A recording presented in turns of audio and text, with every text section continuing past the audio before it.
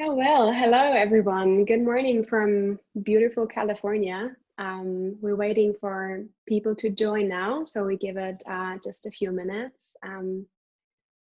Everybody's settling in. While we do that, maybe if you want to share from where you're dialing in the chat box of the Zoom window down there, that'd be super nice. Just so we see from where you're dialing in this morning or this afternoon, depending on where you're from. Hamburg, Toronto, Mountain View. That's nice.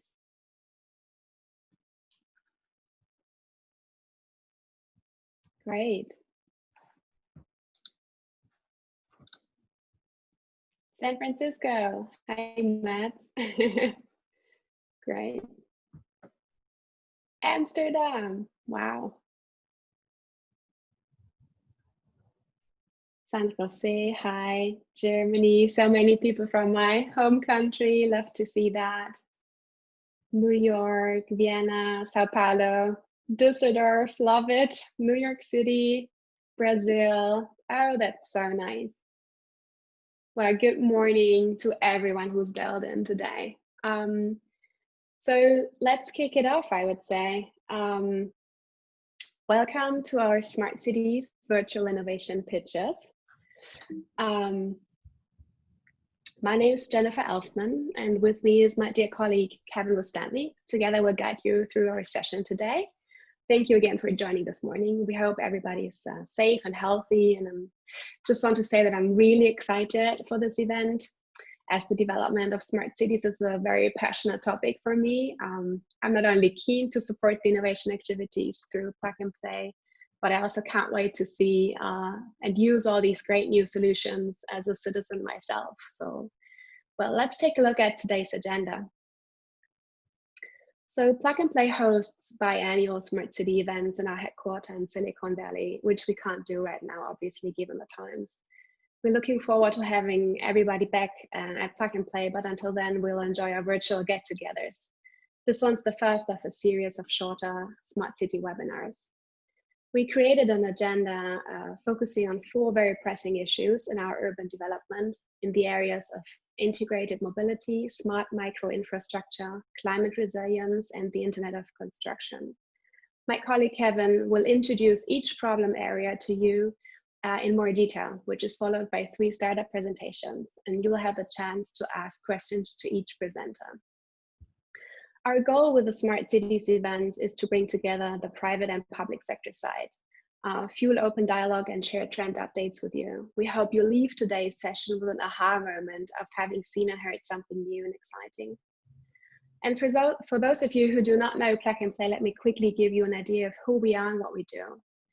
We are an open innovation platform built on a very strong ecosystem of innovators. The Plug and Play ecosystem consists of more than 20,000 startups, more than 400 major corporations, and about 180 venture capital firms. We also engage universities and their young founders, a large network of very experienced mentors, foundations, as well as governments on our platform. We do all that across more than 35 global locations and across 17 selected industry focus areas.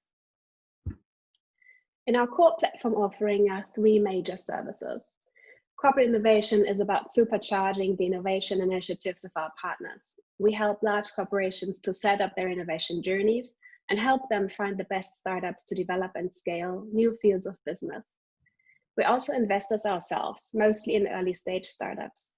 With more than 200 investments per year, we're one of the most active VCs worldwide. Lastly, we run industry-specific startup acceleration programs, which start twice a year and which are mainly focused on real business exposure and scaling opportunities for startups. And given the current pressing issue of the world, we at Plug and Play reacted fast and put together a COVID-19 accelerator. Our mission is to get technology that protects lives and livelihoods to those affected by the COVID-19 quickly by connecting startups with platform partners. Please reach out to our COO, Candice Widows, if you're interested in this initiative. So let's talk about smart cities. If you are familiar with the evolution of the buzzword, you know that it came in waves over the last 1 or 2 decades. while the first big wave was more initiated by the big known companies like Cisco, Schneider Electric, IBM, and Bombardier that provided tech solutions to empower governments and which was very much focused on positioning smart city related enterprise services. The second wave was driven by governments themselves. This wave was about empowering citizens, for example, through transit tracker apps, and largely drove the open data movement, which is the basis for many solutions right now. The third wave, which we believe we're in right now, is focused on solutions that are actually transforming the city life.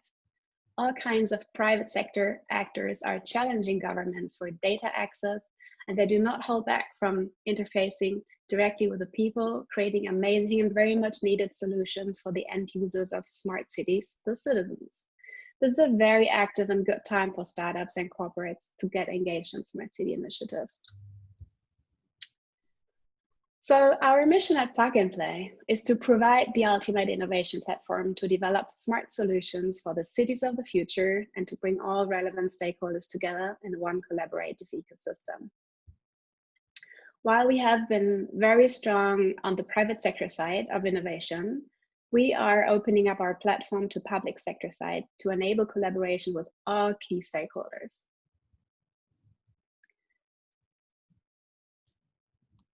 We cover a lot of industry-specific focus areas at Plug and Play, of which nearly all of them are directly or indirectly to do with smart cities. But we define 4 areas as the backbones of smart cities, which are real estate, mobility, energy, and IoT. We believe that depending on the project, other industries are very important too, like health or fintech, but it very much always falls back to the core of the smart cities, how we define it. And based on these 4 core areas, we selected 4 problems for today's session that we believe are hot topics right now. The first topic we picked in the area of mobility is integrated mobility.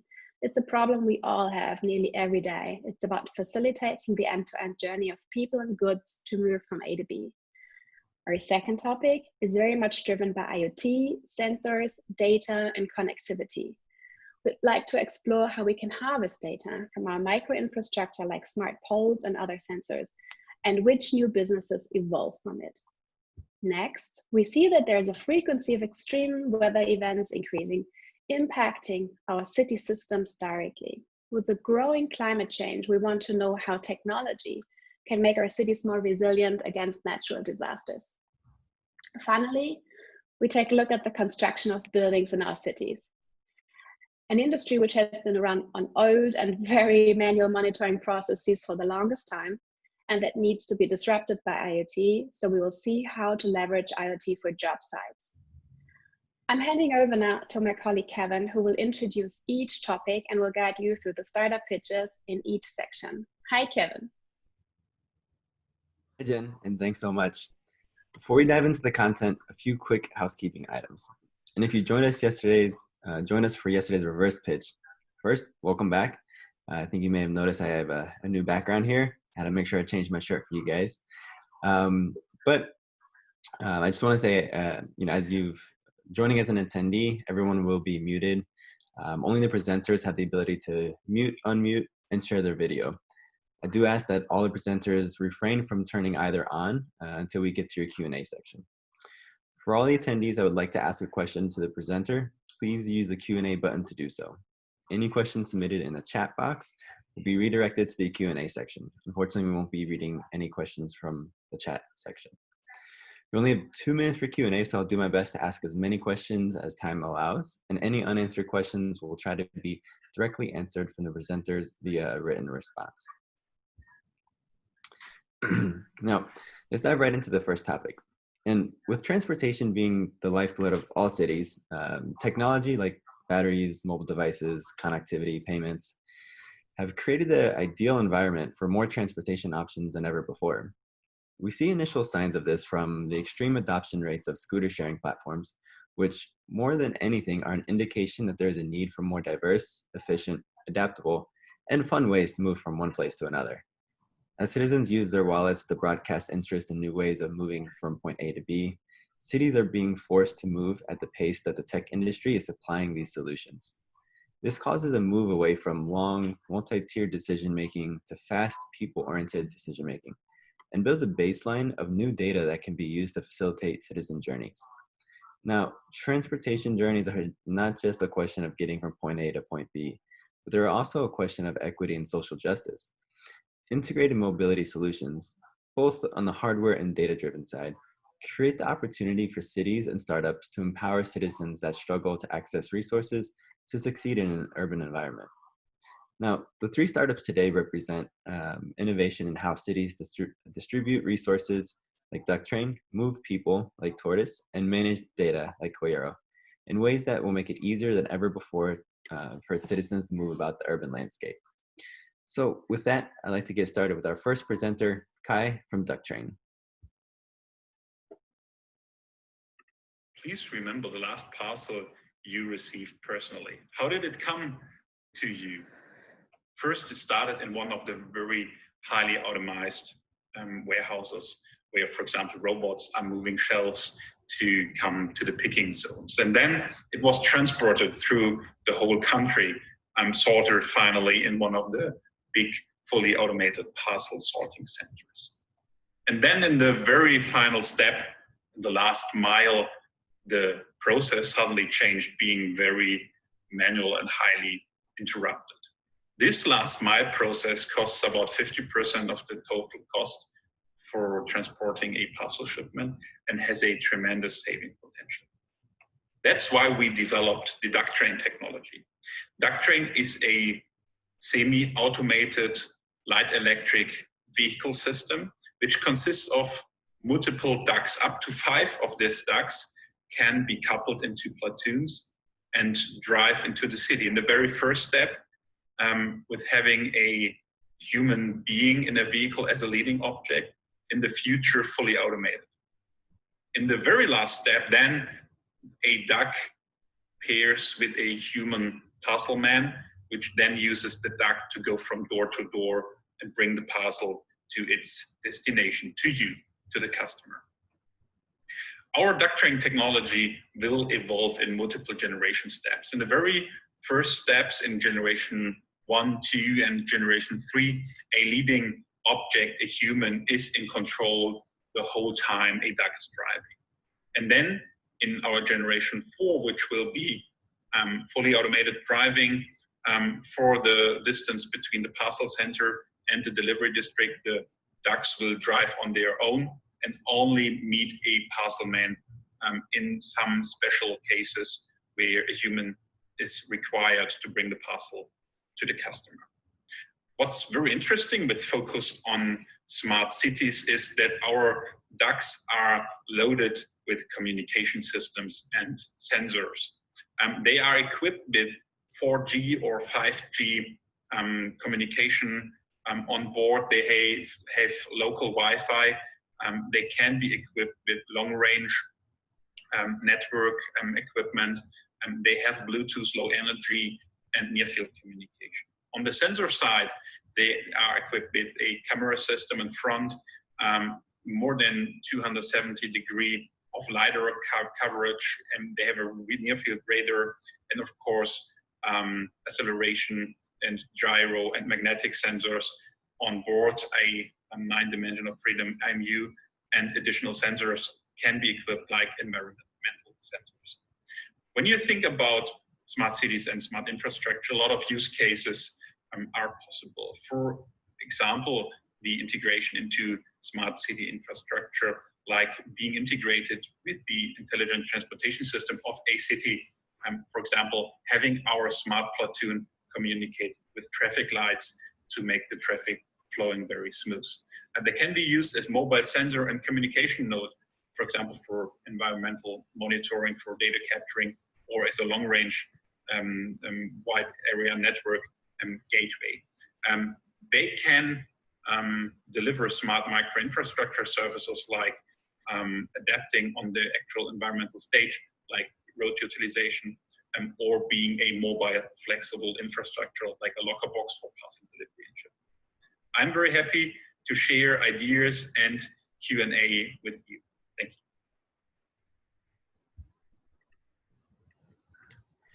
Fantastic. Thank you so much, Kai. And honestly, love the name. Kai, are you there? Can you hear us? I'm here, hearing Perfect. you. Perfect. How are you doing today? I'm fine, thank you. Hello from Germany. Germany, wow. Definitely a bit farther than Silicon Valley here. Yeah, and already evening before the Easter days. Very true. One of the questions here that we have, and really very kind of broad, and a lot of companies get it. But I mean, as you're developing your solution, obviously many hurdles to get into the city, getting those clearances, kind of regulations, I'm sure. What are some of the big challenges, the big roadblocks before kind of fully rolling this out, citywide?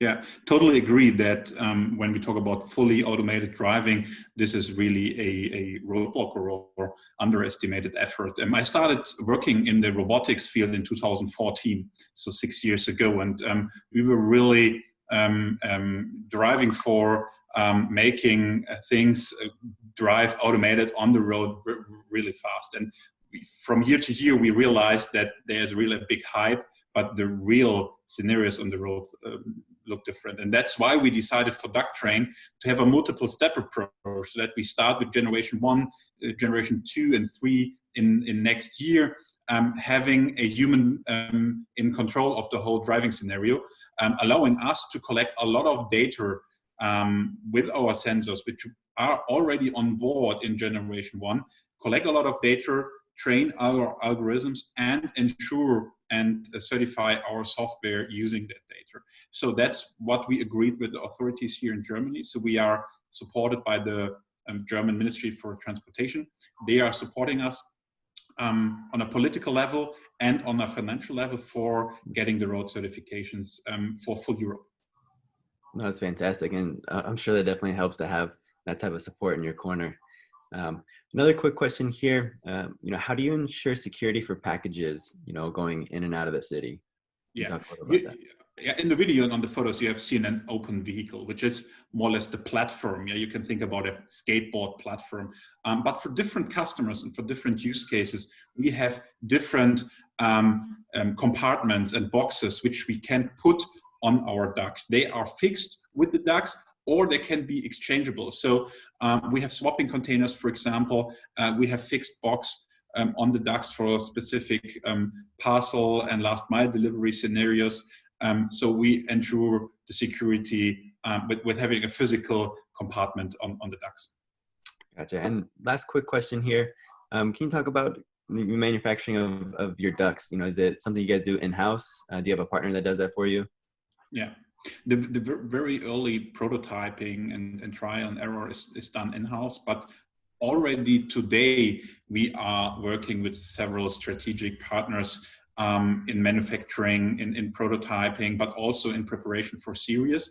And on the component side, we have partnerships with different component suppliers like powertrain, a brake system, etc. But we are really open, especially when we're talking about sensors and connectivity, to learn more about possibilities of different vendors, and are open for having strategic partnerships here.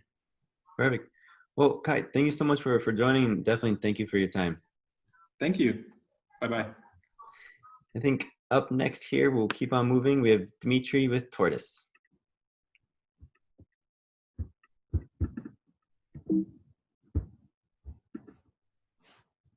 Good morning, everybody. Good morning. My name is Dmitry Shevelenko. I'm the president and co-founder of Tortoise. And Tortoise is making it possible to move a scooter from A to B across the city at a low speed with no rider on the vehicle. We use teleoperations to be able to reposition and rebalance scooters. Let's see this technology in action first and explain why it is so transformational for shared micromobility.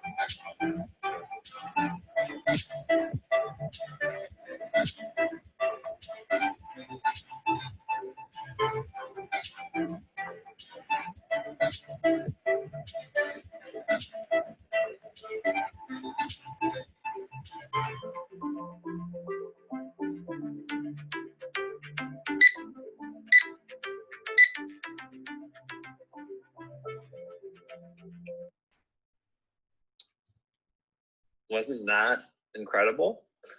So we're really excited about our technology platform because it solves the three big challenges of shared micromobility. First challenge is rider reliability.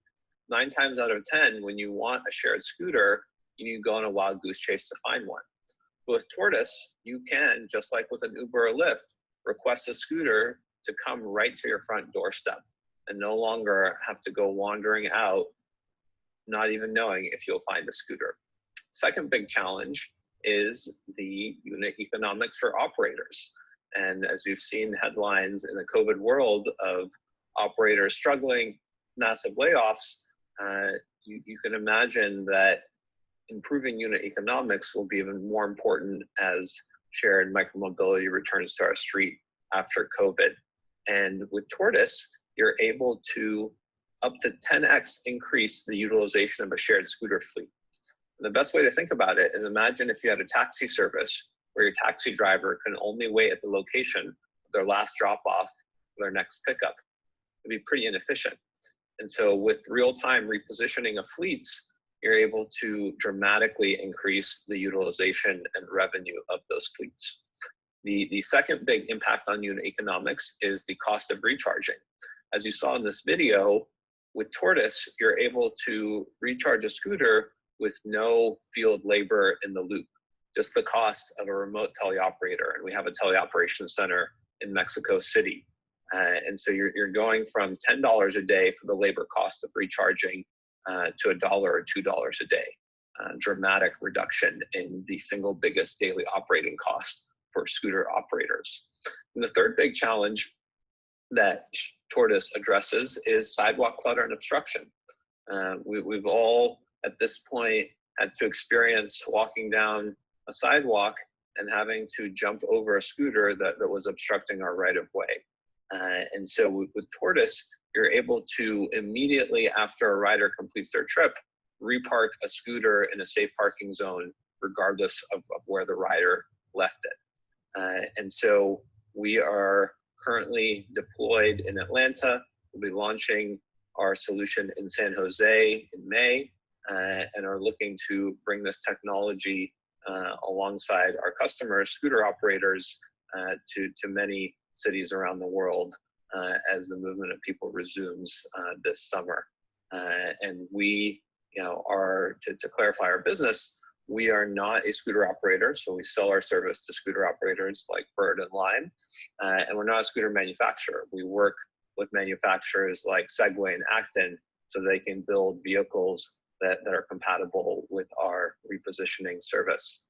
And the last thing I'll share today in this brief 5-minute overview is our platform extends well past scooters and e-bikes. So we see great potential for a remote repositioning service for delivery robots, security robots, cleaning robots, construction robots.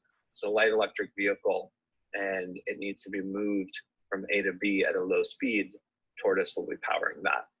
And with that, I'd love to take your questions.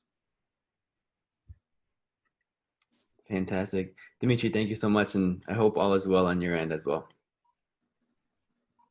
Yeah, doing great. Thanks for having me today.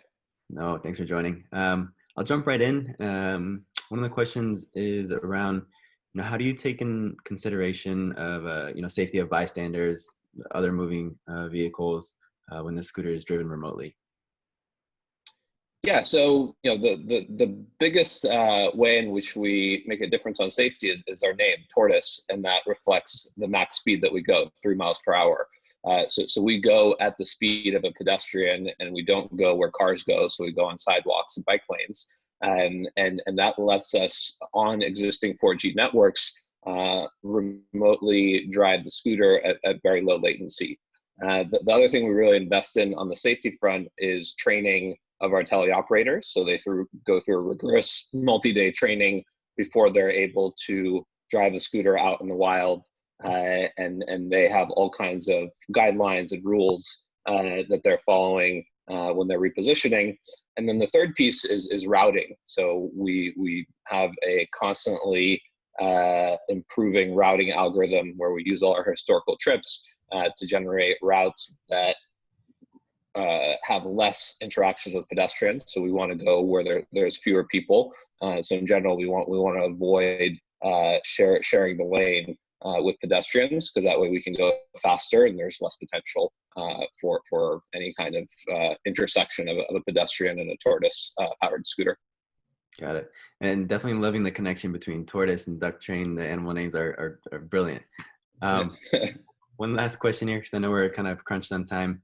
But have you identified any cities where you're planning to pilot this, or already kind of out in the wild, if I may?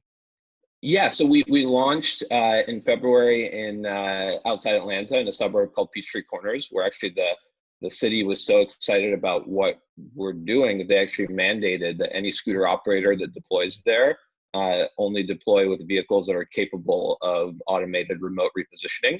We're going to be launching in San Jose in May. And then we have approvals from a bunch of cities ranging from Dayton, Ohio to Helsinki, Finland for pilot deployments that are going to be going live throughout 2020. Wow. Michi, thank you so much for joining. Sorry we don't have enough time for the rest of the questions, but definitely feel free to respond to them in the Q&A box. There's quite a few there. So again, really appreciate your time. Thank you. Thanks, everybody. Stay safe. Perfect. Up next, we'll keep on going. We have Bo with Koyero. Good morning, everybody. My name is Bo Rogers, and my company is Koyero. We're a digital mobility platform that enables services and people to connect. Our strong feeling is, in this day and age, going forward from the coronavirus, those companies that have a technical capability are going to really be at a competitive advantage, especially if they can make it seamless and not have personal interaction whenever that's available. I'd like to give you a quick view of what we do, but let's go forward with a video that will be the picture worth 1,000 words. Koyero Access. With Koyero, you can easily generate or buy access to rental cars, company cars, or even carpooling. By simply holding your smartphone to the Koyero reader, you unlock the car. Approved by you, the car automatically syncs your profile, your privacy settings, or authorizations like parking access. The car tells the terminal that the driver has a valid parking ticket and grants access. You can, of course, use a number of other services with the same app on your smart device, like charging your e-car, getting access to buildings, clubs, or events, renting e-bikes, or even picking up parcels or food after order ahead. Applications for Koyero are infinite, thanks to a seamless and easy integration. So I hope that was a clear video, and we're really aiming this presentation at smart cities thanks to Plug and Play and new smart city attendees, and primarily aiming at mobility companies. So our technology would be embedded in the headset of a car and enable that person or those people in the car to order electric vehicle charging, order food, etc., right to the convenience of the car. And for Internet of Things, enable merchants, parking, etc., to exchange information, dynamically price it. So that's how we do it. We believe that smart cities really aren't, and I'm not being flip. The reality is smart cities are basically made up of silos, a parking silo, a connected car silo, public transportation, restaurants, all working independently. And it's really Koyero's technology and advantage to use our platform and connect these services. And using Google Pay, Apple Pay, other forms of tokens, pre-order these services, make sure they're ready and available to you when you arrive, and have this be a seamless transaction capability. We really think this is going to be a great advantage for companies using this technology going forward from this situation we're in right now. Transaction, contactless abilities to do these things.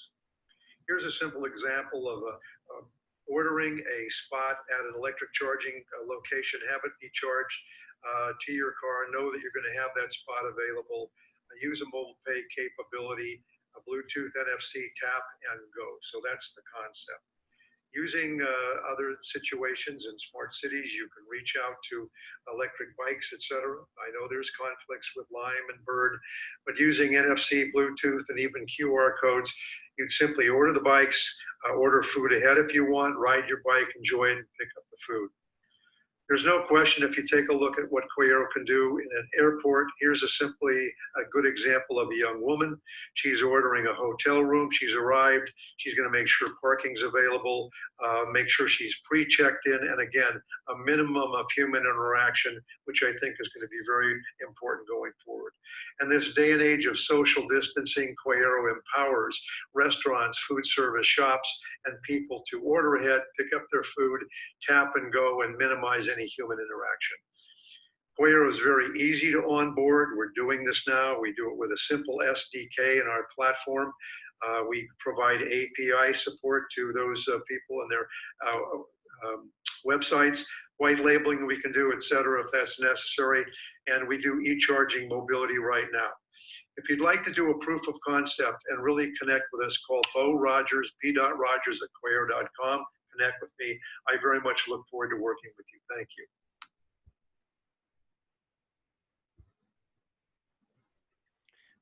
Beautiful. Thank you so much, Bo.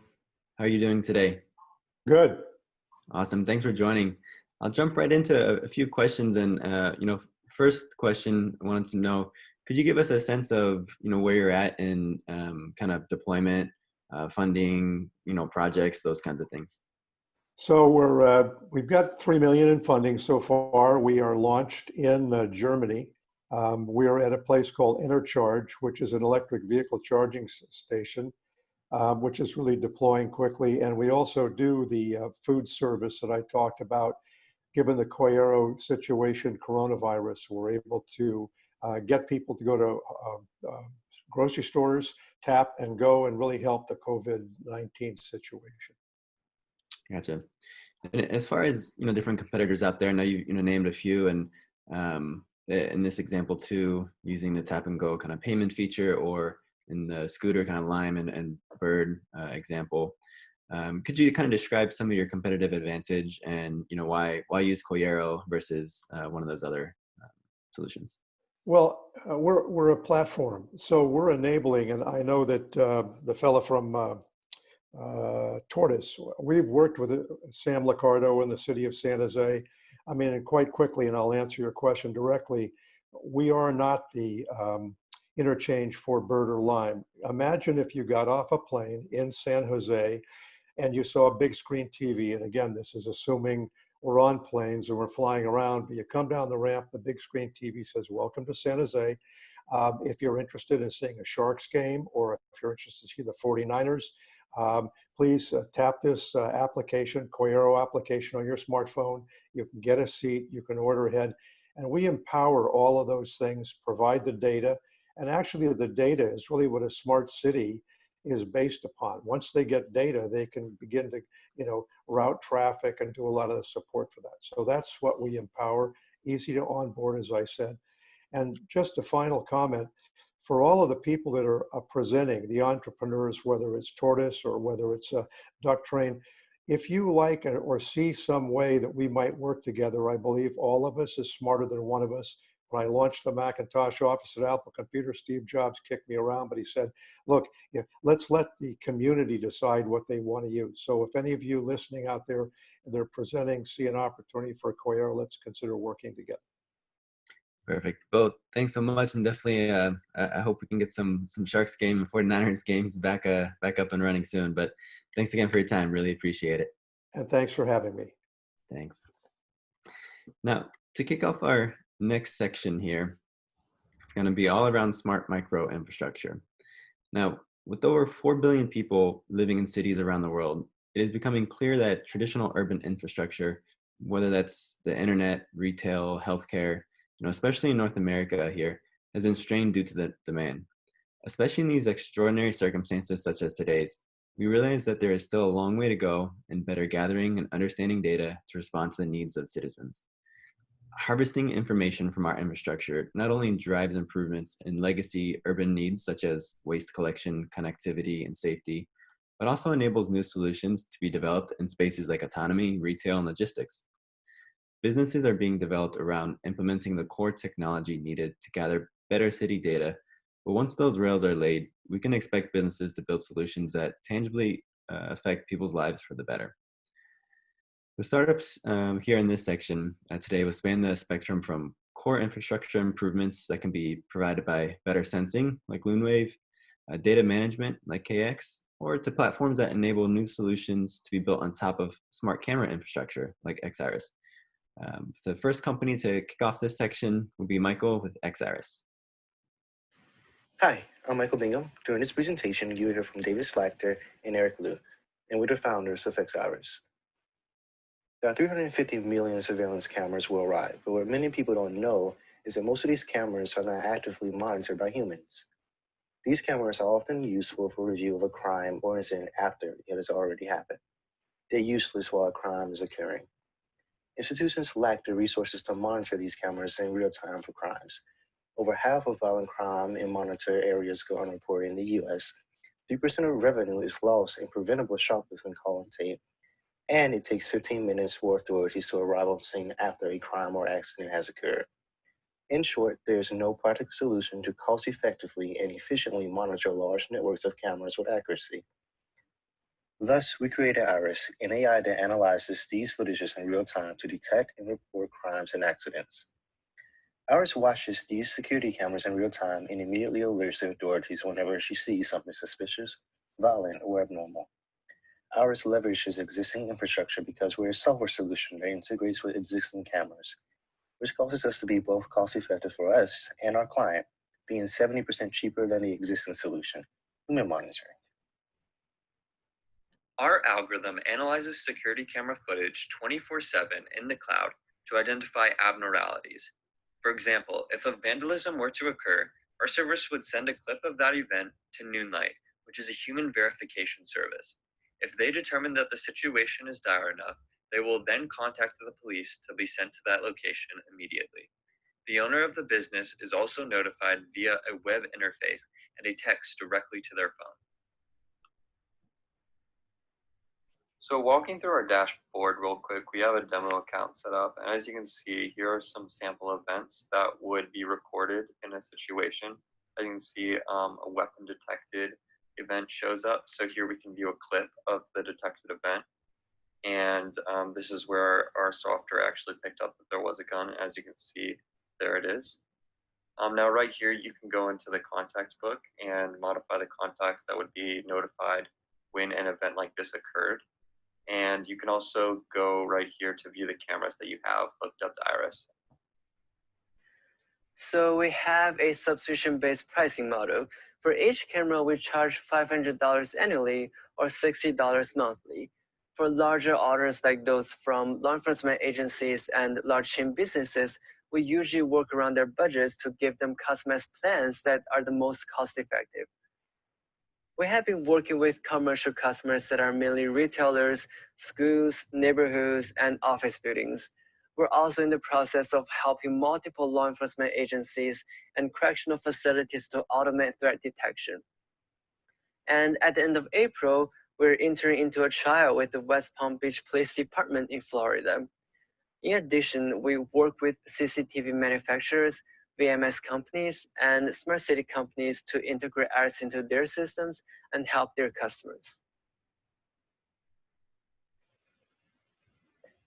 Unlike our existing competitors in this relatively new space who focus primarily on gun detection, Iris can detect over 13 different abnormalities in dangerous situations, ranging from shootings, fights, and even car accidents. Being hardware agnostic, we provide seamless remote integration with any security camera. Whatever a human calls the police for, Iris does, and that's something our competitors cannot say.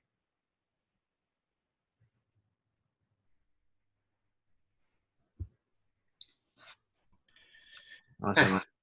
Thanks, Michael. How you doing today? No, well, what about you?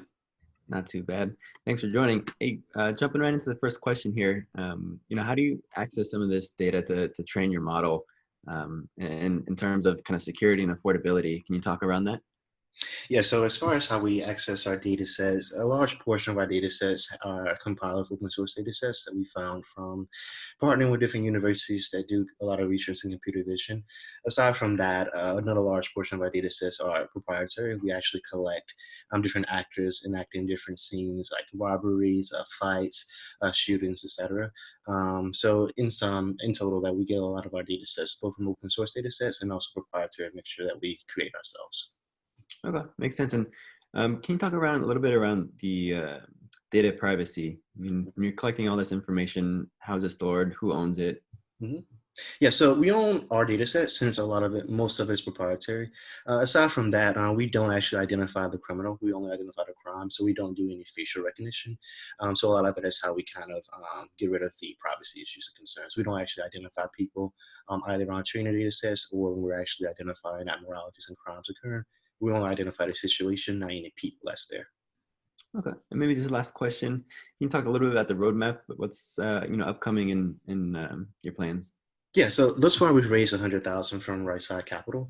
At the completing our seed round of about $500K, we're targeting to close sometime at the end of this month. We're using most of that for marketing and advertising, pretty much just brand presence, and also exploring different use cases for our models, particularly during the COVID-19 situation. We found there's actually a lot of construction companies that we're currently working with. Initially, we're more so targeting towards crime detection, but they're more so interested in us detecting different safety hazards and ensuring that people are wearing safety helmets during working on construction sites. So right now, how our roadmap is looking is pretty much just determining different use cases for a particular product and exploring from there, and also partnering with different CCTV camera manufacturers and scaling our sales and revenue through there. Awesome. Michael, thanks so much for your time, and definitely thanks for the insights for XIRIS. Thank you as well. Awesome. Perfect. Up next, I'd like to keep on moving along. We have John with Lunewave. Hello, my name is Ben Joe. I'm the VP of Business Development at Lunewave. Thank you for your time and the opportunity to provide you with an overview of our company. The core of our company is the Lunewave lens antenna, which we have utilized to develop a disruptive automotive radar sensor.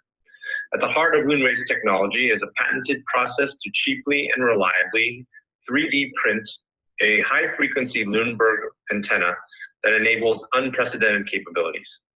No other company in the world has been able to fabricate these lenses at scale for millimeter wave high-frequency applications.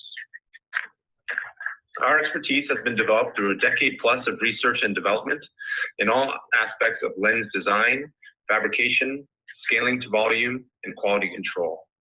In addition, our company is backed by 8 VCs and 3 strategic investors: BMW iVentures, Shanghai Automotive, or SAIC, and Baidu Ventures. The Lunewave lens technology also has applications across a very broad set of industries. Because of its unique properties as an antenna, it can enable system-level solutions for any applications that require object detection and/or information transfer. These include automotive and 5G telecommunications, among others, as you can see.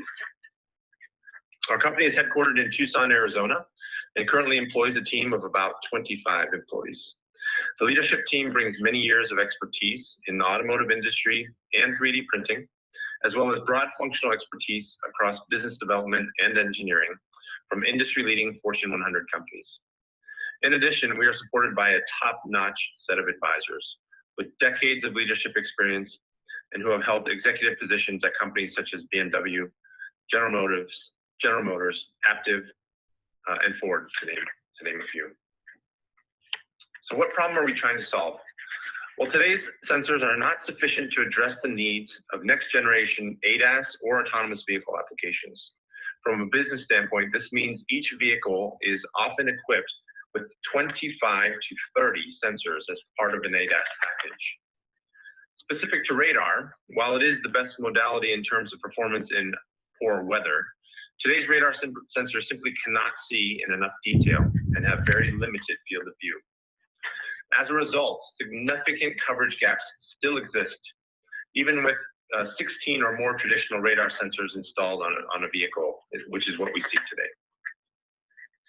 Our solution then combines our 3D printed Lunewave antenna with proprietary algorithms to deliver a radar sensor system that will help the industry set new standards of performance. This means never before achieved levels of detection range, field of view, and angular resolution. With our solution, only needing 2 to 4 sensors on a vehicle, Lunewave provides auto OEMs and other customers with unprecedented performance, along with significant cost savings by reducing complexity, saving space on the vehicle, and again, reducing the number of sensors. We continue to gain traction across a strong customer pipeline, cutting across every automotive segment, traditional OEMs, ride-hailing companies, AV, full stack, and last mile delivery. We've successfully completed multiple pre-development and proof of concept projects with many of the leading companies in the industry. And from a go-to-market standpoint, we are in the process of discussing strategic partnerships with global tier 1 suppliers for mass production. We're currently raising a Series A round, have an executed term sheet in which several existing investors are committing to Super Pro Rata. We have about $2 million of capacity left in the round, which we expect to complete within the coming weeks.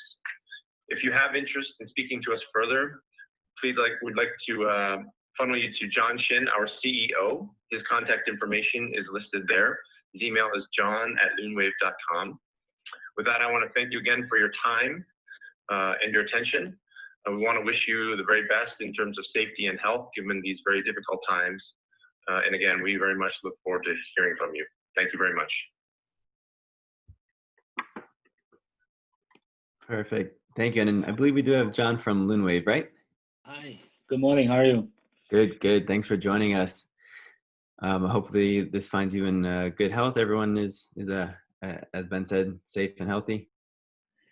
Yeah, it is certainly the new norm. I do want to mention, trying to do our portion, we've set aside some capacity with our commercial grade 3D printers and already started to print out some medical devices and donating to local clinics and also hospitals, trying to do our portion. John, that's definitely fantastic. I know we all need some help there. To jump into some questions before we have to move on though, can you talk around kind of the sensor cost itself, maybe what it is now or what you're looking to achieve in the future? Sure, of course. I think the way to think about Lunewave's radar sensor, in general, radar sensor are very, very cost efficient for automotive, low cost. And I think when you look at Lunewave sensor, the way to think about it is really 3 components. One is the Lumberg antenna. The second is our proprietary algorithms. And then the rest, I call it the traditional silicon technology. So the antenna itself is actually a fraction of the BOM. And so in general, without sharing with you the exact numbers, the cost structure is very comparable to what the radar sensor is today. Okay. That kind of leads into the next question too. How does your tech, with Lunewave compare to solid state LiDARs? Yeah, so fundamentally, it's a different technology. LiDAR, I think LiDAR camera, great technology, right? I think the short of it, though, is during poor weather condition, LiDAR is still considered a light spectrum sensor. So the scattering effect of just pure physics, they're not going to be able to overcome. So during poor weather conditions, LiDAR will struggle a bit. And, I think this is where it's known in the industry, radar is here to stay. So, we're really, trying to help the OEMs and tier 1s to set the new standards in the radar space.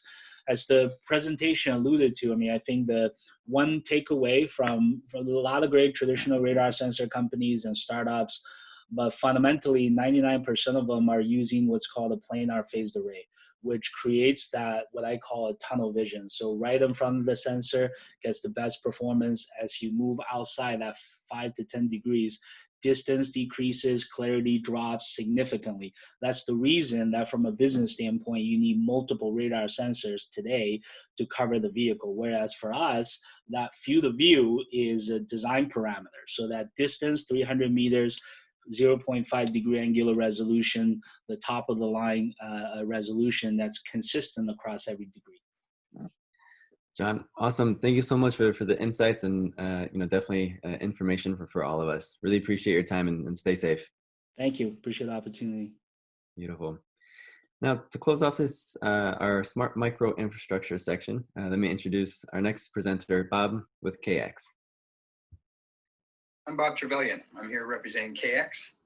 KX is a subsidiary of First Derivatives PLC out of Ireland. We're listed on the London Stock Exchange.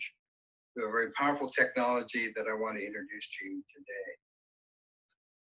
We have an incredible advanced analytics engine that has exceptional connectivity, has almost a limitless capability for analytics, and can provide real-time insight as it happens. What do I mean by that? You start looking at the kind of volume that we can handle. We can ingest data at a rate of 10 to 15 million transactions a second. We can do this at phenomenal speeds, sub-millisecond in most cases, very tiny platform, very high performance. Where we come from is from the financial services industry. We, over the last 20 years, have transformed the financial services industry from the way they used to do trading to the way they do trading today. And what we've done is we've built this technology to ingest the data coming from all from the global stock exchanges 24 hours a day, 7 days a week, and we compare that data, transactional data, with our historical data of trades for the company, and we make decisions to buy or not buy in sub-millisecond response times. That is powerful. But we can also scale horizontally and vertically. And we've seen situations where one of our clients had 40,000 cores on an Amazon environment to be able to handle a high performance applicability here, because you can scale up or scale down as you need it. So it's a very powerful tool. We start looking at what's going on in smart cities, though. This is where we see real power in our technology. The IDC expects to see $160 billion in spending in the next 2 years. But we believe we can help them deliver high performance information management to do things like manage better traffic, better energy flow, better people movement, better whatever it might happen to be from a city's perspective, to be able to get at that data in real time. And that includes things like traffic control settings, includes surveillance, includes whatever it might happen to be. So we can analyze and act on the data while maintaining the necessary attributes of security and safety. So the challenges we have today, and we see globally, is the fact cities aren't capable of handling this kind of volume. They can't do it, and can't turn that information into action. We, on the other hand, can handle massive quantities of sensor data from disparate sources, so be able to bring that together to enable actionable intelligence in real time with our technology stack. Who are we? We were founded in 1996. Software was developed in Palo Alto and was acquired by an Irish company, our parent. We have 20 of the top 20 investment banks in the world doing all of their high-speed trading, high-frequency trading, quant trading. We're the worldwide leader in high-volume, high-performance databases and optimization engines. We provide real-time capability for people like Reuters, Thomson Reuters, where we're powering their DAS platform, and we're now working with gaming, retail, energy, utilities, other industries to improve their performance overall. So how do we help cities? That's a big question for a lot of people these days, because it's a challenging marketplace. But we are an integrated platform to do real-time streaming and historical data in the same platform. We can process time series data in real time and provide actionable insight at extreme velocity and extreme volumes. We can do this at cost of total ownership, and we can replace or augment existing systems on sensor management, sensor meter management, data marts, data access, monitoring and surveilling, and do this with proven technology that's over 20 years old. Talking specifically about smart cities, we work with, as an example, we work with Germany's Urban Institute, who has a product called an analytics platform called Urban Pulse, to process and manage the ever-growing volumes in these cities. They are globally one of the biggest players in the marketplace, and we're powering their infrastructure. We're working today with them in Brisbane and Melbourne, empowering their smart city activities. The Urban Institute CEO said that with over 70% of the world's population now living in urban areas, smart connected cities are needed now more than ever. KX technology has allowed us to significantly enhance our sensor analytics capabilities and to deliver actionable insight to those cities that we're working with. And we continue to work with them on a global basis.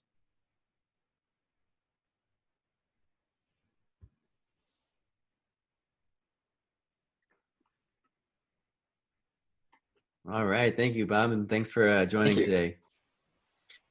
I have one question. I'll kind of jump right in because I myself is running a little bit late here, but can you talk about some of the kind of the pilot process in order to engage with KX timeline wise? You know, how long would something like that take and for you guys to get up and running? Actually, we can get up and running pretty quickly. The product is very easy to use. We have our own programming language. We have our own infrastructure language. The product capability is called KDB Plus. It's very easy to deploy. And it's a very small platform, about 600 to 800 kilobytes of information. So very, very tiny, so it can actually sit on a sensor. So we can actually gather data at the edge, in-stream analytics, and then provide the in-memory hosting and in-memory central database. Very quick to deploy, days, weeks, depending on the complexity of the operation. Of course. Awesome. No, glad to hear. Maybe a question from my end here. You know, what do you see here, or how do you see the future of KX? There's a lot of things that you guys are doing, and I've read many of the use cases you have. What do you see in, you know, say 3-5 years for KX? Well, it's interesting because, you know, we, as I mentioned in the presentation, we transformed the financial services industry by using a very, very low cost, small platform to be able to do extreme processing. When we start looking around the world where that is an issue, looking at oil field information, looking at refineries, looking at electronic vehicles and autonomous vehicles, the amount of information that's being shot around the world right now is just incredible. So how do, you know, we can step in the middle and either as a direct application or underpin somebody else's analytic platform and be able to deliver real-time results on data, really in real time. It's just amazing how fast this is. Yeah. We're on the Red Bull race car, so Formula One race car. So we're helping make shift decisions at 200 miles an hour. Doesn't get much faster than that. No. You know, they always say data is gold, and I think it's, you know, not any more apparent than in your platform. Exactly, and we're poised. We've got experience, years of history. We've got a strong team, about 2,500 people. So we are ready to go with anybody to deploy and gather data and make sense out of it. Awesome. Bob, thank you so much for joining. Really appreciate the time and explanation of KX. All right. Kind of up next here, I want to talk a little bit about the climate resilience section. And really, we see how our city systems can be largely influenced by the effects of weather, with an increase of extreme weather events and natural disasters. Like the devastating fires we've seen in Australia, the Amazon, Indonesia, even here in California this past year. Cities must include this disaster forecasting, preparation, and responses.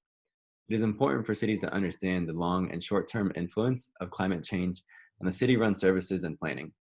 Now, in the energy field, these three companies we are showcasing help to predict and understand how fluctuations in weather and climate can impact performance of, for example, energy production like wind and solar, energy consumption, power outage prediction, and many more.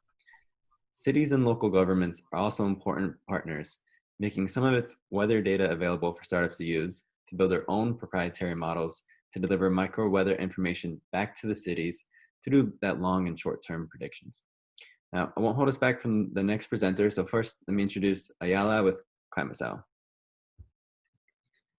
Hey everyone, my name is Ayala Rudoy, and I'm the Director of Air Quality at ClimateCell. Thanks for joining. With home a more important heaven than before, ensuring our indoor spaces are healthy and sustainable is vital. To achieve the best possible conditions, we need to take into account the environmental conditions outside in order to optimize our spaces inside. Everything from temperature to humidity, air pollution, and precipitation can all have a major impact on our lived environments. This is why ClimateCell was founded, to provide the best weather intelligence engine on the market.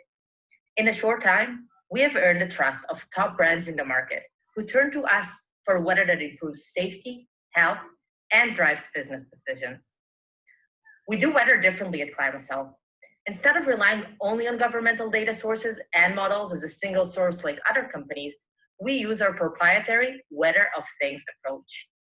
It includes tens of millions of virtual sensors from connected devices that provide a massive observation network, which fills the gaps where the governmental inputs are lacking. We use data from cellular microwave links, connected cars, airplanes, and many additional sources to create the most dense observation network and have the best possible weather solution. This is why our offering is so unique. While other companies simply repackage the same governmental weather data and models, ClimaCell assimilates proprietary observations from Weather of Things, in addition to the governmental ones, into a minute-by-minute micro-weather models that are then translated into actionable insights in real time on a street level. We're proud to have developed some key solutions like hyperlocal air quality in Poland that, together with our weather abilities, create powerful insights that would allow smart buildings to become even smarter. When we talk about sustainability and energy consumption, it's a well-known fact that the HVAC system and the lights are responsible for the majority of it. Multiple companies are investing their resources to develop building management systems that reduce the spend on energy and improve the environmental footprint. While smart systems today optimize on multiple fronts, they are still behind on utilizing hyper-local environmental insights that take into account multiple weather and air quality parameters and predictions. By taking into account what's ahead from an environmental perspective, a real impact can be achieved. ClimaCell is the only company that combines hyperlocal air quality and hyperlocal weather into what is then translated into powerful insights. We offer multiple solutions that can enable different levels of adoptions, our API and our Hypercast dashboard. ClimaCell's insights are used either by our API to automate decisions on the HVAC system and on the lights, or to our operational dashboard Hypercast if you want to take those decisions manually. Here are some examples of what you can do with it. You can automate the lighting based on what's outside.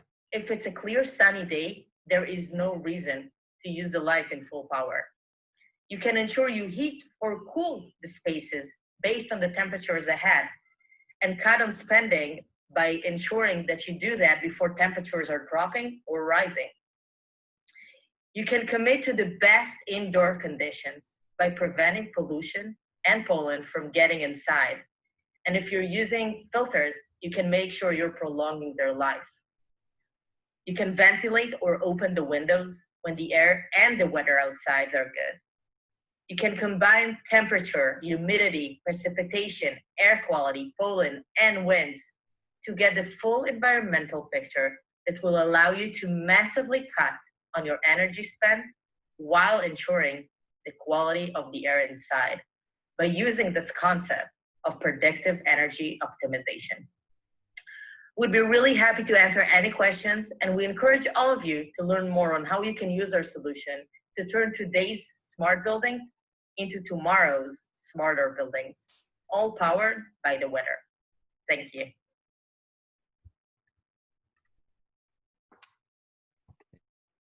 Thank you, Ayala. And how are you doing today? Good, thank you. How are you? Not too bad. Thanks for your time. One of the questions I wanted to ask you is, can you talk a little around what the average saving rated to your commercial customers are when using Right. ClimaCell? So when we look about smart buildings specifically, our air quality in Poland are fairly new, less than a year. So we don't really have specific numbers just yet from the smart buildings perspective. I can tell you that with smart cities and our solution that are used by Department of Transportation and by other companies like drones and airlines which work with us, they saved from 100,000 a month to even millions. Well, I think we all could use some savings like that. Another question around the data you collect. Can you talk to how you collect it, where you collect it? Right, that's a good question. So really what's unique about ClimaCell is our proprietary data sources. I can't talk about all of them, but just to give you two examples. One is we have agreements with cellular operators. This is actually where the name ClimaCell came from. And we get real-time data about the microwave links between the antennas, and they are directly impacted by precipitation. So by getting those, you can imagine that every cellular antenna is basically like a weather station that really create a very dense network. So this is just one example. Another example which I can share is data from connected cars. So if you think about the wipers intensity, for example, we really have the expertise on how to take the wipers data, and you cannot really just take that as a it's a ground truth, because 30% of the people are just using wipers to amuse their kids or to clean their shield. But together with our other sources, when assimilated into our models, it can also identify rain. The same can be done with temperature ambient sensor from car, CCTV cameras, and drones, airplanes, and many other additional sources. Awesome. Yeah, definitely a wide range of data you're collecting there, and it's interesting to see those insights being given. Thank you so much for your time. I really, really appreciate it. Thank you. Thank you. Awesome. Now up next, we have Alexander with Frog Labs.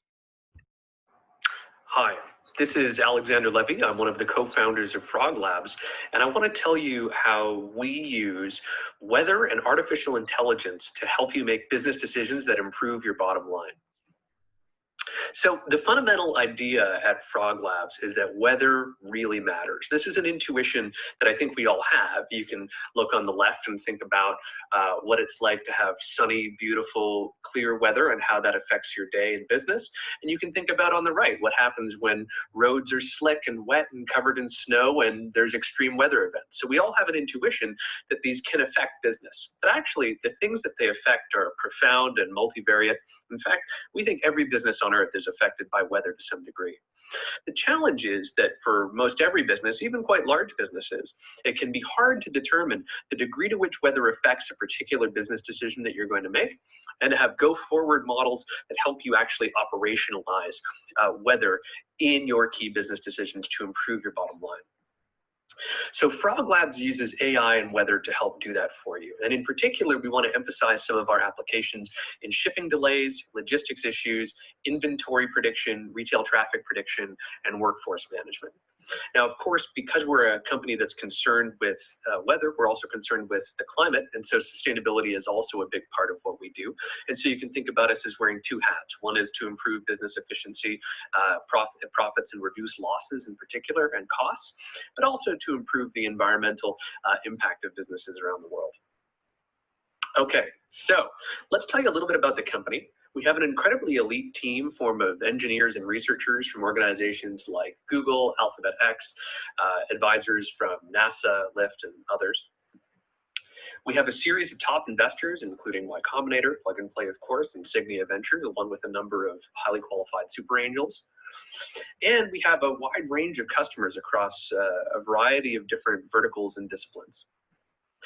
The technology at Frog Labs is pretty astounding and pretty interesting. First of all, we start with extreme infrastructure. So weather data is enormous.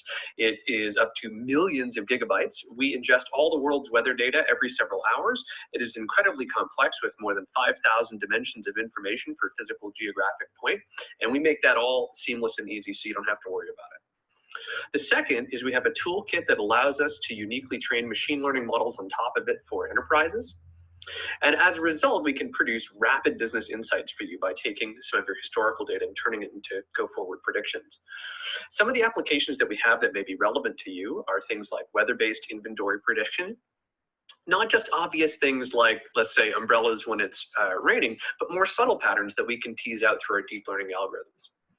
We can help predict, and this is more relevant in happier times when there aren't pandemics, weather-based retail traffic prediction. Workforce management, weather is a big predictor of whether people show up and how they show up to work. We can help make better predictions about that. And probably the largest application that we have today is in shipping delays and logistics issues. So this is an area that's heavily affected by weather, and of course delayed packages, packages that miss their delivery windows are a big source of cost and frustration to your customers. And we already handle this for a major retailer who saves more than $10 million a year working with us. So we save and make our customers millions. In fact, in this application, we estimate that each delayed package costs as much as $6. That's probably somewhere in the range of what it costs you. And that there's about 10 billion packages which are delayed worldwide each year. So to work with us, we take weather data, We combine it with your business data and our Frog Lab technology to create a custom AI model. And this custom AI model helps make profitable business predictions for you based on the weather. So that's Frog Labs. We help predict how weather affects your business to improve your bottom line, and we look forward to working with you. Thank you.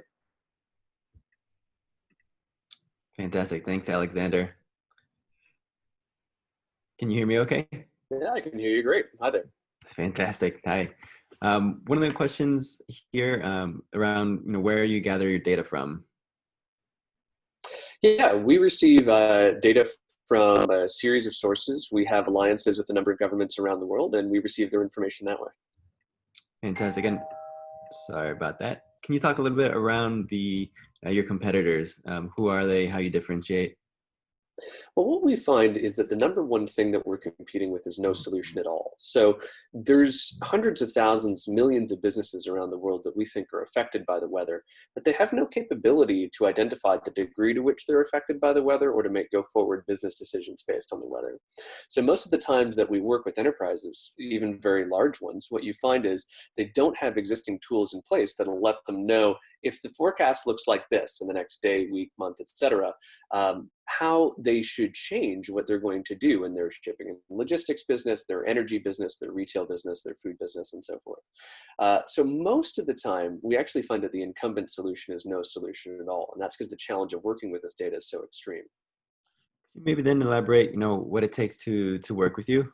What does it look like to engage? Yeah, it's very straightforward. So because we use advanced deep learning models, companies can just come to us with their historical business data and then the metric that they care about. So for example, in package delivery delays, they can just come with a big dump of all of their historical packages, which ones were delayed, which ones weren't. And they can say the metric that we care about is identifying which ones are going to be delayed in advance so we can manage that, let's say, for instance. So they just send that data to us. We then take that, use our deep learning system, compare it against the historical weather and the geographies in which all of those events occurred, and we tell them the degree to which that's a weather-dependent phenomena. So we can say that's 1% effect, it's a 99% effect. And then we make a go-forward model that we then feed back to them as an API that they rent from us. Got it. And just one last question here that just came in.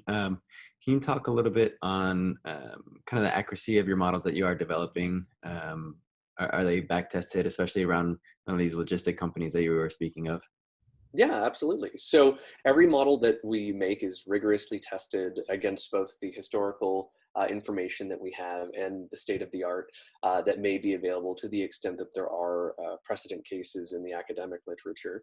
And usually the way that we engage with companies is a two-stage process, where in the first stage, what we do is say, well, how much better could this be than whatever solution you have? Most of the time you don't have one, but in the case that you do, how much better is this? And we try to quantify that.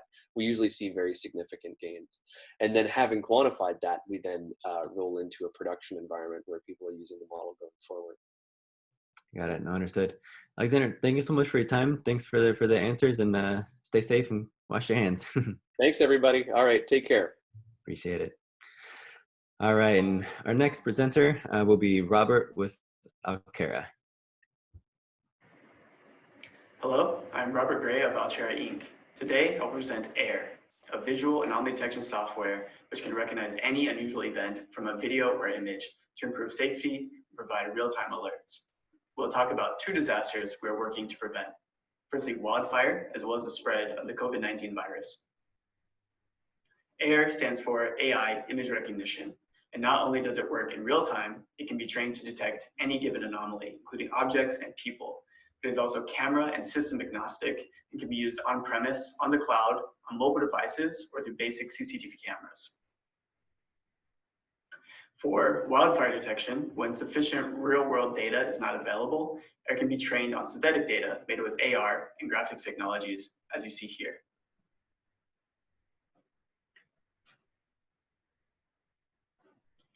The camera modality doesn't matter either, so we can even train AIR to detect methane or other gases through an infrared camera. To ensure accuracy and to limit false positives, AIR goes beyond traditional image recognition by using time series AI to determine the source of the smoke by analyzing the diffusion pattern. This is applied already in more than 700 cameras across the United States and Korea. And here are some examples of air in action on real wildfire video from California. You can see how the AI ignores the clouds by looking at the diffusion pattern of the smoke instead.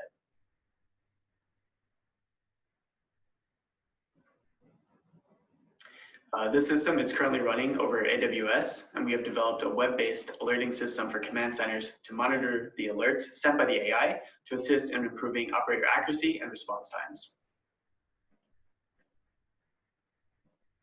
In addition to detecting smoke and fire, AIR also can detect faces with very high accuracy, from simple cameras, CCTV, or mobile devices on the device itself, or even through the cloud. We're also able to recognize the body positioning of people. We also have some 3D facial mapping technology from simple 2D cameras.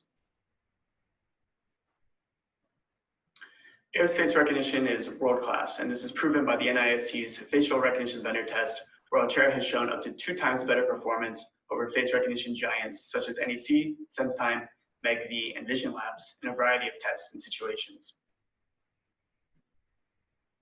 And so now to the COVID-19 prevention.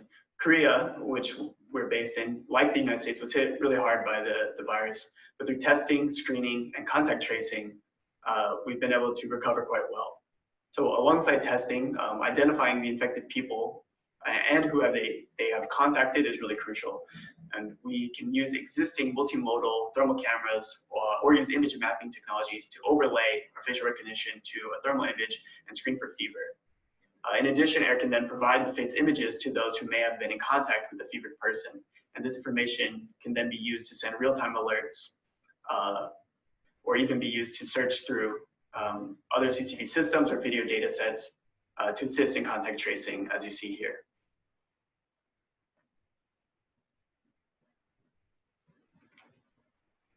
So we've worked with many large global companies that provide wildfire detection to KEPCO, the largest utility in South Korea, as well as alert wildfire in the United States. We're currently developing the COVID-19 screening solution alongside KT, Korea Telecom, and the Ministry of Education for private academies in Korea to get students safely back into school, to get those businesses back running again. If either of these solutions or any other camera-based image recognition solutions would be useful to you, please contact us. We're ready to go and look forward to hearing from you soon. Love to answer your questions now. Thank you. Thanks, Robert, and definitely a perfect segue from my intro, speaking about the wildfires earlier. How you doing today? Yeah, perfect. Good. How are you? Not too bad. Appreciate your time. And to jump right into some of the questions here, one of the questions is kind of one of the things that you guys are looking for from Altera in this group. Funding, more partners, anything like that.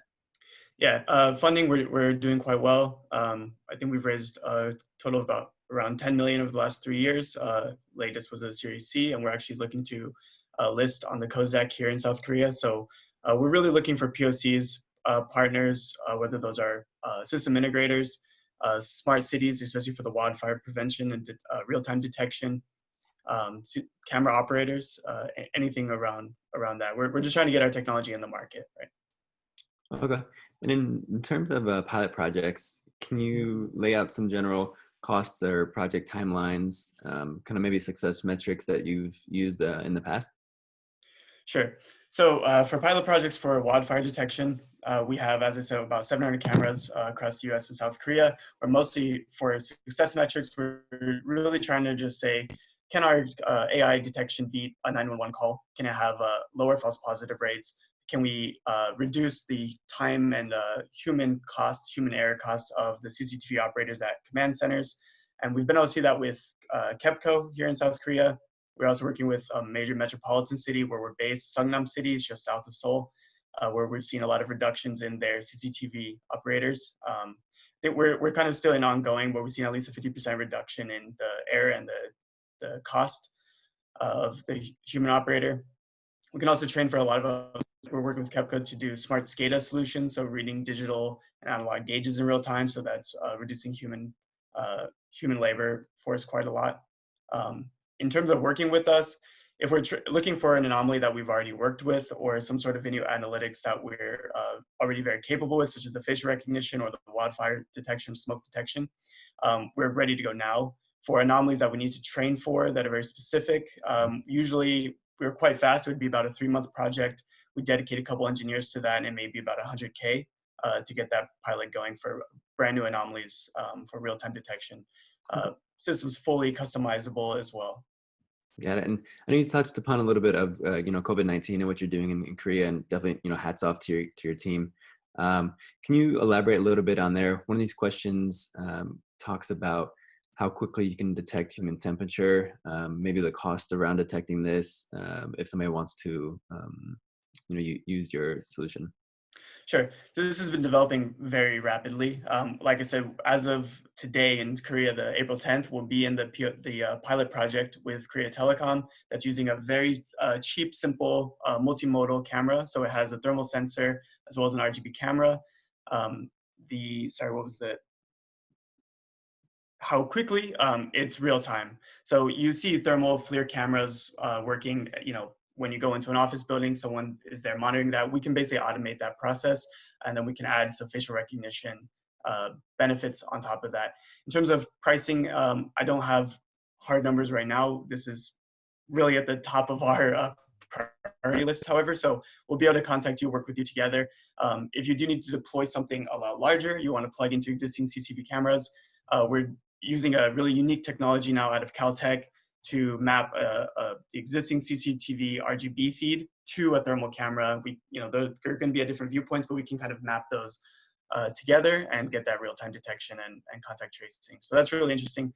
Please contact me, robert@alterainc.com, and I'll be able to get back to you on pricing and working together in a POC. As I said, this COVID-19, it's in development, but it's one of the more ready-to-go solutions that we have available. So if this is something that you need help with, we're ready to go right now. Awesome. I mean, I think the whole U.S. government may need help with it, but Robert, thank you so much for your time. Really, really appreciate it. Great. Thank you, guys. Take care. All right. And now up next, kind of one area that I'm particularly interested in, Internet of Construction. Now, I'm really curious to see some of these new technologies hopefully be deployed local out here in the Bay Area, as we see many residential buildings being built. But construction is about building as efficiently and safely as possible, and ensuring that usually comes at a high cost. After centuries-old processes, the job site is now ripe for digital transformation, and we are starting to see some of that. IoT allows builders to collect real-time job site data through deployment of low-power sensors that are able to communicate cost-effectively with the goal of good site monitoring and equipment tracking. IoT is set to be a big business across many industries with an expected 41 billion IoT devices by 2027, in part due to the rise of smart cities, smart home, industrial IoT. Now, the startups in this section address solutions like automated construction site data collection, visual analytics on worksite safety, and low-powered sensors networks. Let's jump right in with the first presenter, Niren with Quant AI.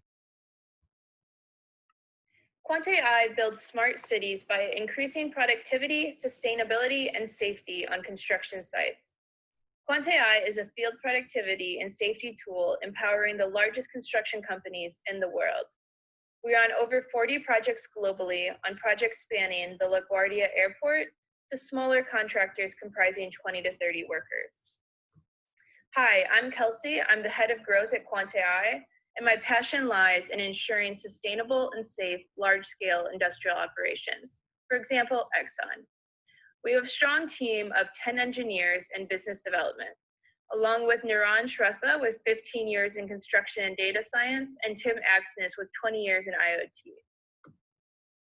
One of the largest drivers of improved safety and productivity in construction is the rise of new digital technology, particularly passive and real-time data collection for data-driven decision-making.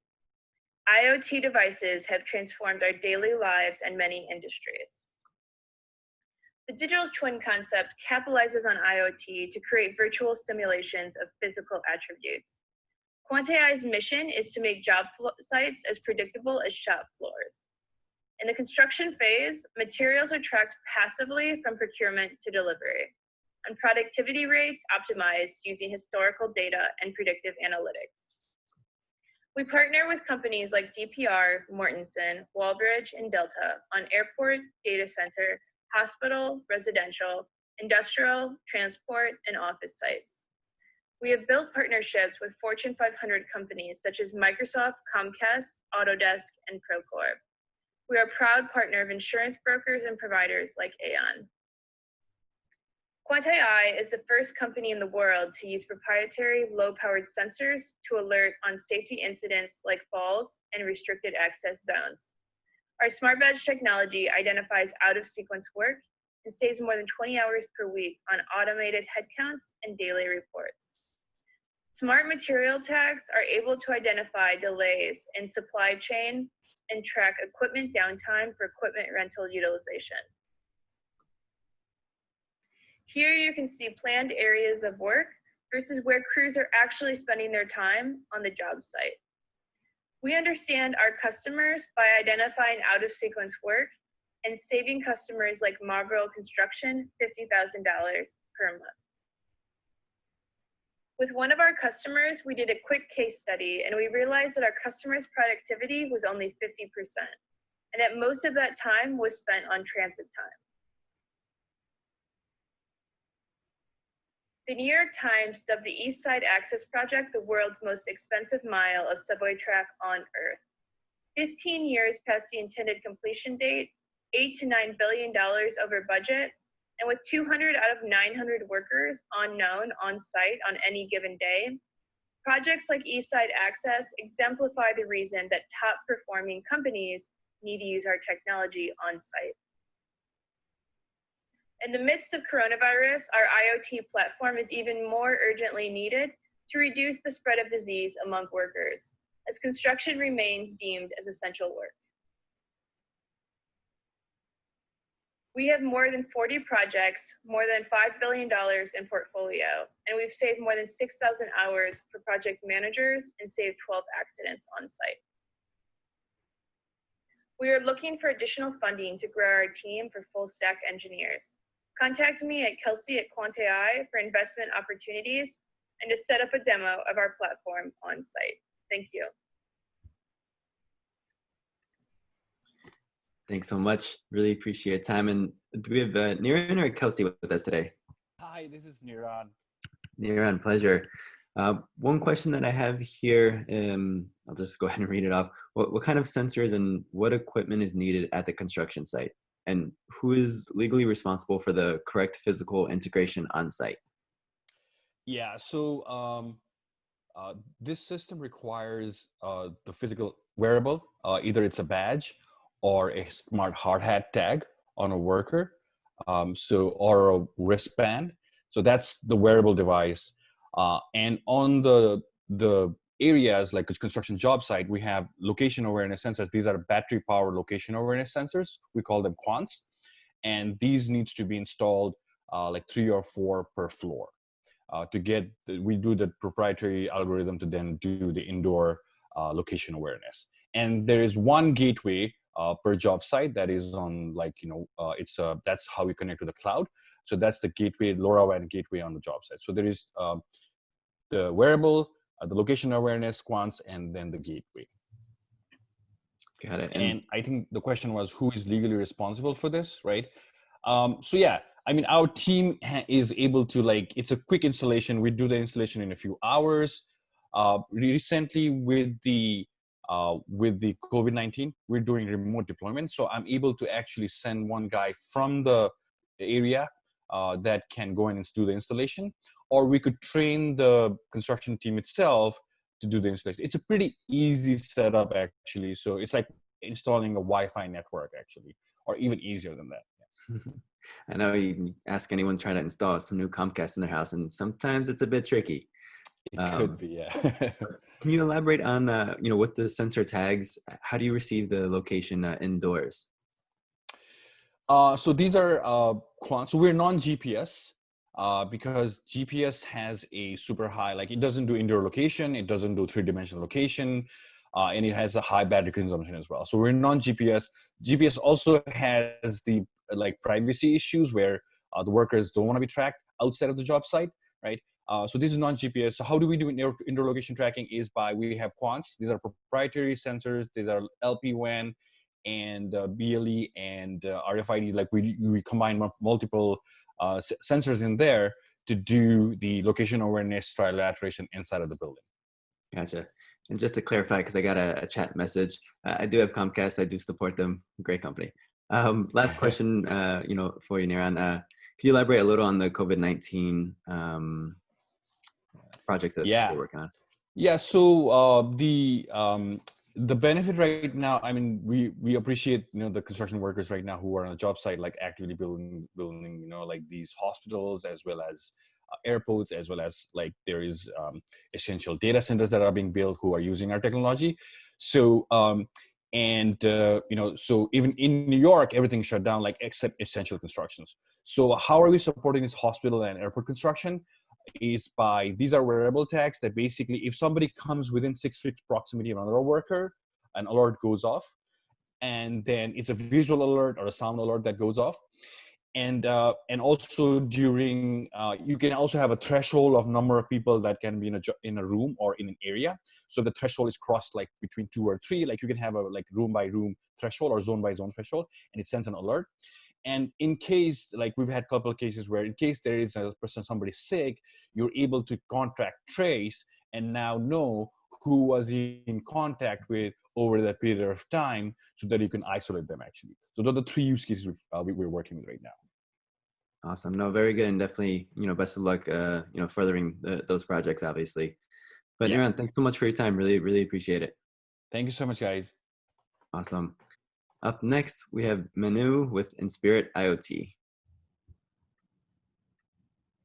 Hello, this is Manu Pillay with Inspirit IoT, here to talk about what we do in real-time visual analytics. Our company has been working on core algorithms related to classification and application of AI to visual analytics for the past year and more. We focused right now on facial recognition, as that's something that our customers are asking for. We've also done work and are able to extend further on object detection, position analysis, and more. Let me explain.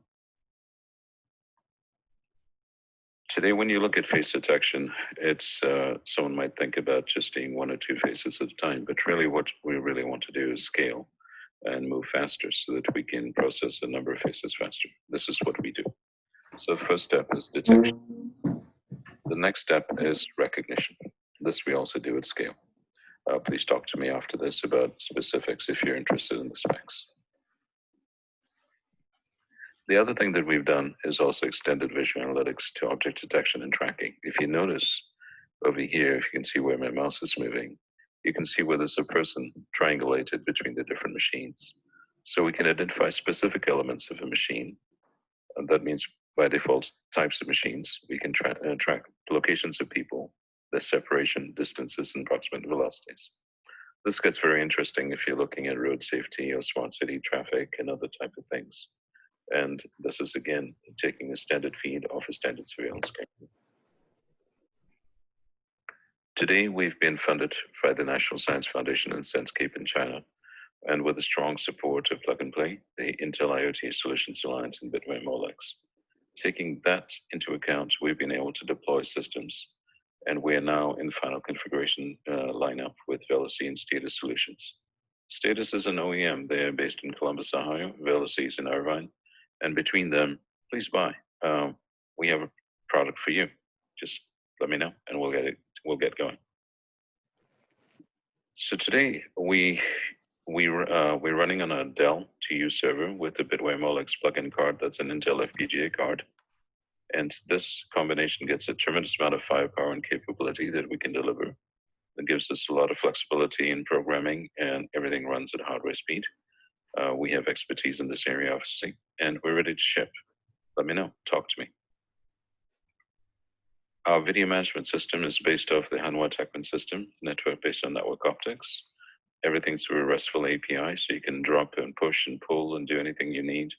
You can run locally. You can even run in the cloud or create a hybrid solution. Again, talk to us about your needs, and we'll work with you. Our team is based on in 2 locations, basically in Chicago, actually 2 countries, United States and India, with myself in San Jose, Kyle in Chicago, and Swati in Chennai in India. Between us, we have decades of experience. We're here love to find out about what you need, and let's help you get there. Thank you very much for your time. Thanks, Manu. How are you doing today? Hey, I'm good. I'm at home under quarantine, like all of us here. But thanks for making the opportunity for us. No, thanks for joining. I know it's an interesting time, and I think this almost brings some folks closer together. Not in person but virtually. But let me jump into a few questions so we have enough time for you. Can you talk a little bit about privacy of your data with everything that you are collecting? How do you handle that? Actually, this is a very interesting topic. One of the reasons that we're participating with the Status Solutions is because of how private the data can be maintained. Status Solutions has a major footprint across several thousand sites in the United States in senior living. And the ability to keep all the data local so that it's compliant with HIPAA and health care laws and everything else is a huge win for them, so that they can deploy the latest technologies in using facial data to provide access management and control. Because in today's environment, as you're probably aware, senior living facilities have been tremendously hit by the COVID-19 problem. And as they deal with the current problem and retool for the future, this ability to run locally in high performance and have multiple systems with complete data privacy, so that everything is locked down on site, is really key to that. And we see that being extended to other industries over time, and go from there. Maybe go ahead. Sorry, I was to say maybe to follow up on what's going on with COVID-19. Are you able to give any applications for social distance monitoring? Absolutely, that was one of the things that the Kojima's corporation enabled us to work on, was the distance measurement. So we are able to actually use standard video camera feeds and use, for want of a better word, embedded intelligence in the images, the video data itself, to do pretty good estimations on for social distancing. This is very important, again, in the senior living environment or school applications, other areas where we're trying to get rough orders of measurement out for where the spacing is. In the particular environment that we're in, the people in the senior living facilities are suffering from dementia or Alzheimer's in particular, have a antipathy towards wearing bracelets or the devices. They keep taking them off and get upset with them. So we needed to deploy a solution that was able to work without any hardware attachments for this specific market, and being able to do that in video and distance separation is actually a key win for us. And that's one of the things we're working on right now to deploy that. Got it. Awesome. Manu, thank you so much for your time. Really appreciate it, and stay safe. Thank you. And please buy from us. We're ready to sell. Call me. Thank you. Appreciate it. Thank you. Awesome. And next up, to close off this last section here, I'd like to introduce Michael with Iguana. Hi, this is Michael from Iguana, and I'm about to show you Iguana's case, our data management system for processing data from machinery during and beyond the construction. Why is this also an important factor for smart cities? In our opinion, smart cities don't just need to be smart in terms of the public using smart technology. The city itself, the structure, needs to be smart. BIM, business information modeling, is a huge factor in contact nowadays. And building and feeding such digital twins leads to smarter structure. One of the big questions is, where do we get the data from to feed our BIM models? And what else can we do with this data by retrieving it? But first of all, who are we? Iguana was founded in 2015 in Vienna, Austria, and we strive for digitalization of ground engineering and tunneling. We build an efficient and high-quality construction process management. In ground engineering, data management is most of the times inefficient and error-prone. If there exists data management, it consists mostly of several spreadsheets where data is commonly added manually. Therefore, there's not only a high error potential, but also massive cost for analysis and evaluation. With such rather sloppy documentation and quality assurance, deficits arise, not only in relevant data itself, but also in communication and information management. Our solution for all these problems is called Iguana's case. Iguana's case collects, processes, and evaluates data automatically. At the end of the chain, it exports it, for example, for BIM models. The data is saved and structured in the central database, which is the center between human and machine communication. The single source system, which works with open interfaces, allows different kind of users to access the data, be it foremen or operators who don't need as much deep insights as managers or engineers, or be it external persons like planners or contracting authority. Thanks to browser-enabled devices, the data can be accessed in real time. Thanks to Iguana's case, construction sites have a better quality management and assurance, which means also a better quality of data for BIM experts. Analysis effort can be diminished by 70%, and process optimization is possible even already during the construction itself. Scale delivers reliable and consistent data and pushes for a higher degree of transparency on the construction site. We are very happy to have worked with several construction companies on several construction sites throughout Austria, Germany, and Switzerland, and even more to have partnered up with highly appraised university in terms of research and development. One example for such a construction site is the vast construction site Stuttgart 21 in Germany, where we managed the data of over 150,000 injection points. Users can get from the tunnel overview to the single injection they are interested in just 5 clicks. Iguana's case is flexible and constantly evolving. We are continuously integrating more machinery and providing more and more exports. Adaptable like the Iguana, we are looking forward to solve your misery in data management.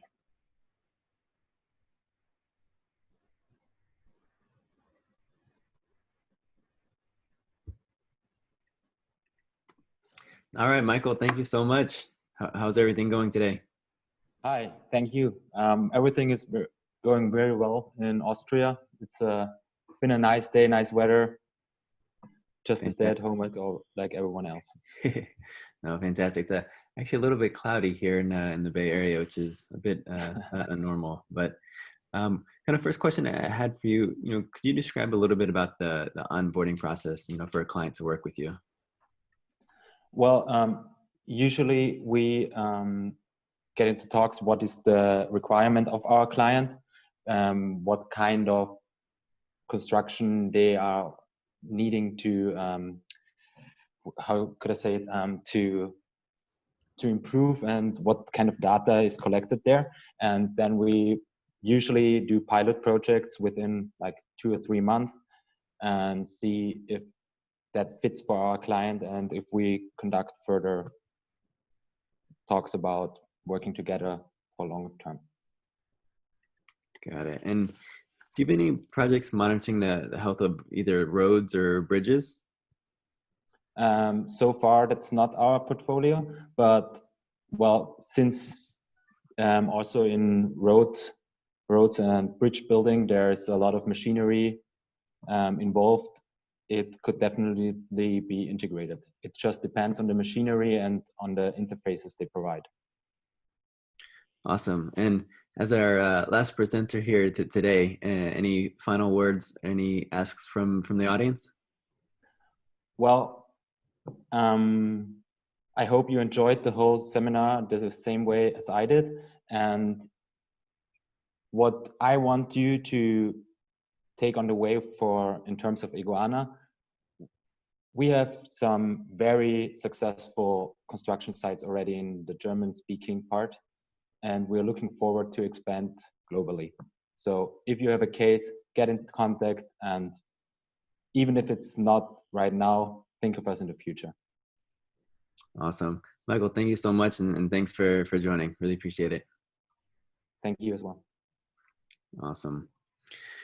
Well, guys, that wraps up today's Smart Cities Innovation Pitches. I want to thank all the presenters for sharing today and everyone else who joined for their time and fantastic questions. I'd also like to thank my colleagues that helped put this together, Jen, Noreen, Angie, Michael, Junie, Aziz, and anyone else I forgot. If you do have any remaining questions that we were not unable to get to today, please feel free to reach out to us. Both Jennifer and my emails are there below. Feel free to shoot us an email. And I think lastly, we'll leave you here with a few of our upcoming events. I hope all of you will join us and let us know if there's something else you're interested in learning about. Again, happy to share more details around these events or our efforts around COVID-19. We'd love to learn more about how we can help. Thank you guys. And again, have a great day, stay safe, and stay healthy. Thanks everyone, bye.